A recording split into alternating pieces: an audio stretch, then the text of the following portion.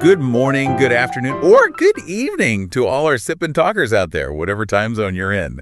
Welcome back to Sip and Talk. I'm Joe. I'm Sunny, always your good friend, and working overtime again today, unfortunately. I mean, it's tax day. Did you finish yours yet? Mm-hmm. Because I just looked at my return. Oh, boy. Well, let me guess. Okay, so at first I was actually thrilled. Trump's one big beautiful bill gave me like a 10% bump. Which is what, around $700 for the average household? Exactly. Mm-hmm. But then I drove to the gas station, and I'm just standing there watching the numbers on the pump spin completely out of control, and it hits me. Yep.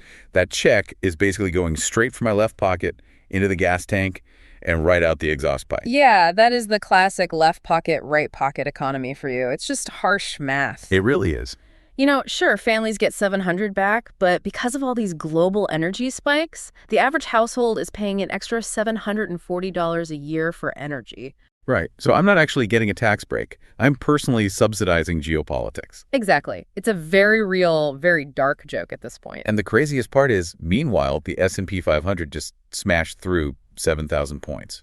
It's insane. It is. It's this massive contradiction. Yeah. Like, are people actually optimistic about global ceasefire talks, or is this just pure, unadulterated FOMO? Right. You have to wonder how much of that 7,000 points is just, AI, water weight, and how much is war-driven oil stains. Well, to figure that out, we really have to look directly at the physical bottleneck in the Middle East, because that's what's causing your pain at the pump. Right, because we're, 6 weeks into this U.S.-Iran conflict now? Yeah, 6 weeks. And sure, there are headlines floating around about extending a temporary 2-week ceasefire, but the core negotiations are completely stuck. Fundamentally deadlocked, because it's a huge trade-off. They're trying to balance nuclear enrichment rights against keeping the shipping lanes safe. And the U.S. is playing serious hardball behind the scenes, right? Oh, absolutely. Treasury Secretary Scott Bessent is straight up refusing to renew those oil sanction waivers on Russia and Iran. Plus, there's the military moves. Yeah. The U.S. is deploying 10,000 troops to the region, and CNTCOM actually started a physical maritime blockade of Iranian ports. Right. It's a classic escalate to de-escalate strategy. But wait, if the U.S. is projecting strength like that to force a resolution, why is the rest of the world panicking so much? Because of the Strait of Hormuz. I mean, it handles 20% of the world's liquid oil. Wow, 20%. Yeah.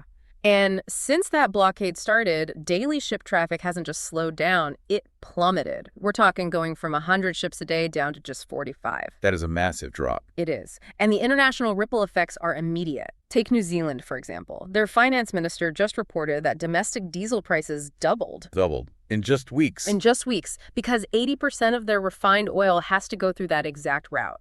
They don't have the domestic refining capacity to pivot. Oh my gosh. And Japan is getting hit even harder, right? Because I saw the Nikkei 225 drop to 56,502 points. So when major shipping lines like NYK, MOL, and K-Line completely reroute. They're adding weeks to the transit time. And burning massive amounts of extra fuel. It's gotten so severe that Japanese politicians are actually suggesting emergency restarts for dormant nuclear power plants. Wow, so they're willing to cross a huge post-Fukushima red line just to keep the grid alive. They have to.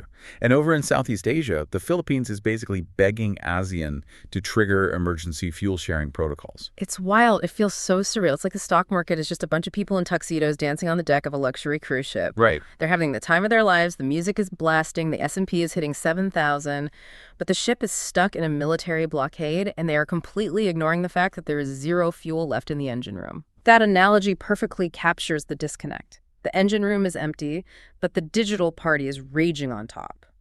Which brings us to the AI boom. Yeah, because AI tech stocks are basically holding up the entire market by themselves. Pretty much. I mean, you look at Taiwan's TSMC, and they are projecting a staggering $17.1 billion profit for their fourth consecutive quarter. Driven entirely by those 3-nanometer chips and AI packaging demand. Right. The European Parliament is even actively pushing reports to secure independent tech supply chains directly with Taiwan now. But here is the massive blind spot everyone is ignoring. AI is not just magic software living in the cloud. It needs hardware. And hardware requires physical resources. Exactly, like helium and neon, which are getting severely squeezed by those exact same Middle East tensions. Which is a connection most people totally miss. Yeah. When we think of helium and neon, we think of like party balloons or neon diner signs, not artificial intelligence. Right, but in their highly purified forms, those gases are foundational to semiconductor manufacturing. You need purified neon for the lasers that etch the silicon wafers. And helium for extreme cooling, Yeah, right? exactly. And because they're volatile gases, they travel on specialized ships through those blockaded routes. If those supply chains snap, cheap manufacturing physically slows down. Regardless of how high TSMC's profits are on paper. Exactly. And that physical constraint is playing out right here in the U.S. tech sector, too. Building these AI data centers takes an enormous amount of physical infrastructure. Oh, it's a massive undertaking. We're actually seeing this wild blue-collar tech squeeze. Right now, wage growth for skilled plumbers and electricians is significantly outpacing white-collar tech workers. Because you simply can't cool a massive AI server farm with basic air conditioning. You need complex, industrial liquid cooling systems. And beyond the plumbing, you need raw electricity. Yeah. Our power grids are already so stressed out that commercial insurance premiums for data centers are skyrocketing by double digits. Because the insurance companies see the risk of grid failure. So we're basically racing to build these gigantic, energy-devouring digital brains right at the exact moment global energy is being choked off. It's a profound collision between digital ambition and physical reality. And the IMF is actually sounding the alarm on this exact thing. What did they say? In their latest outlook, they noted that while global growth looks stable at 3.1% for 2026, we are highly vulnerable. The biggest risks are an AI bubble bursting and geopolitical escalation. And we are staring down the barrel of both right now. Plus, when energy prices skyrocket, inflation always follows. Inevitably. The ECB is already freezing their rates at 2% because they're terrified of secondary inflation rippling out from this blockade. And historically, the only defense against runaway inflation is a strong central bank, which leads us right into the absolute chaos in Washington. Yeah, we are watching a potential constitutional and economic crisis unfold at the Federal Reserve. Because Trump is threatening to fire Fed Chair Jay Powell before his term officially ends in May, backed by a DOJ investigation. But Powell is digging his heels in. He's publicly stated he will not leave until the investigation is transparently concluded. He's protecting the Fed's independence. Which is critical.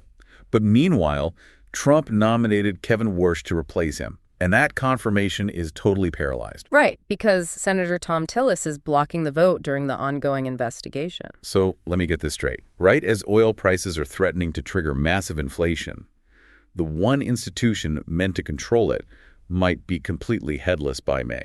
Pretty much. And if the Fed is paralyzed, the market's psychological grip on inflation expectations just breaks. Bond traders will assume rates will stay artificially low, yields will spike, and borrowing costs will skyrocket. Including for all those AI tech companies. Exactly. So with all these flashing red warning lights, it makes you wonder why retail investors are still experiencing so much FOMO.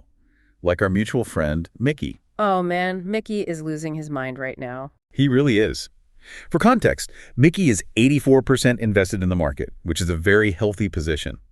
But he's agonizing over his 16% cash reserve. He's burning a hole in his pocket. He literally called me and said, watching the S&P hit 7,000 makes his cash feel like it's melting.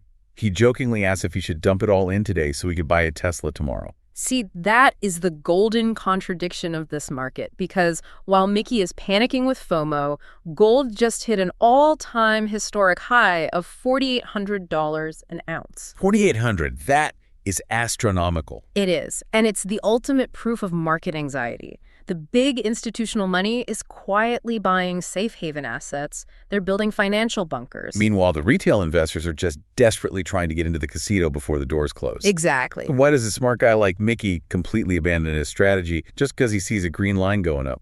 Well, we can deconstruct Mickey's brain using 3 psychological frameworks. The first is social comparison theory from Leon Festinger. Okay, how does that work? Mickey is engaging in upward comparison.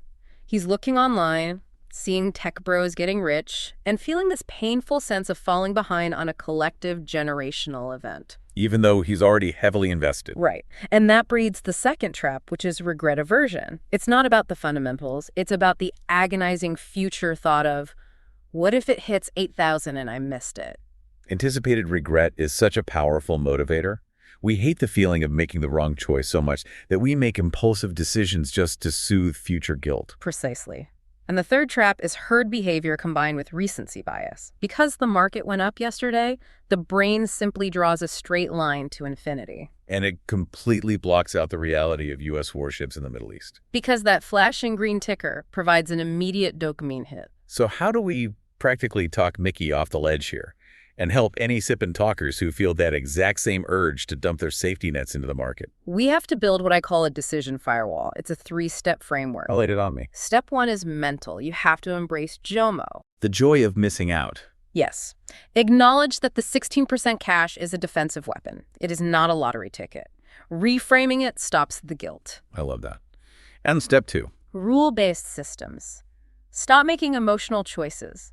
If Mickey absolutely must buy, use dollar cost averaging. Split the cash into 4 or 8 chunks and deploy it slowly over months. That way, if the market corrects next week, your next chunk buys in lower, hedging against buying the absolute peak. Exactly, and use anchoring. Mickey previously committed to waiting for the Taiwan index to hit a specific 31,500 support level. Right. He needs to physically write that number down, sign it, and stick it to his monitor to block the impulse. That physical friction is so important. And what's step 3? Filter the noise. Stop checking the portfolio daily and question the online gurus screaming about 8,000 points. Ask where their escape hatch is, right? If the ceasefire talks collapse next Tuesday, those institutional investors already have algorithms set to sell and their wealth parked in gold. Right. And the retail investor does not have that luxury. Which perfectly frames why that 16% cash is so vital. It's not unearned profit. It's your insurance policy. When everyone else is partying at 7,000, you are the one holding the flashlight when the power suddenly cuts out. It requires immense discipline. The best financial decisions usually feel incredibly boring or even a little bit painful in the moment. Keep your eyes on those oil tankers stuck at sea, not the flashing tickers on your screen. I think that's the perfect reality check. Though, as we wrap up, it does bring up one final fascinating thought to consider. What's that? We spend all this time worrying that physical supply chain constraints will crush the AI boom. But what if we have the causality backwards? How do you mean? What if we're racing to build these massive digital brains, and once they reach maturity, their very first real-world application is solving the exact logistical bottlenecks hindering them right now? We might be enduring this squeeze just to build the tool that permanently untangles the global supply chain. Wow. It's a race to build the cure while suffering from the disease. That is the ultimate technological paradox. It really is, and it's going to be wild to watch it unfold. But before we go, a quick reminder that Sip&Talk does not offer official financial or investment advice. Nope. Your capital is your responsibility. Exactly. And we don't take political sides, nor do we endorse or discriminate against any nations or groups mentioned. Our goal is purely objective analysis and encouraging independent, critical thinking in a noisy world. Critical thinking is definitely your best asset right now. Absolutely. So take a deep breath. Use whatever cash you have left after tax day to buy yourself a really good cup of coffee. You've earned it. Definitely. And Sip&Talkers, please make sure to subscribe to Sip&Talk. Oh, and huge shout out to our buddy Mickey's YouTube channel, Mickey to Life. He just posted some amazing new travel vlogs, and it's a great way to disconnect from the financial headlines. It really is a great escape. Thanks for hanging out with us today, everyone. See you next time. Take care, everyone.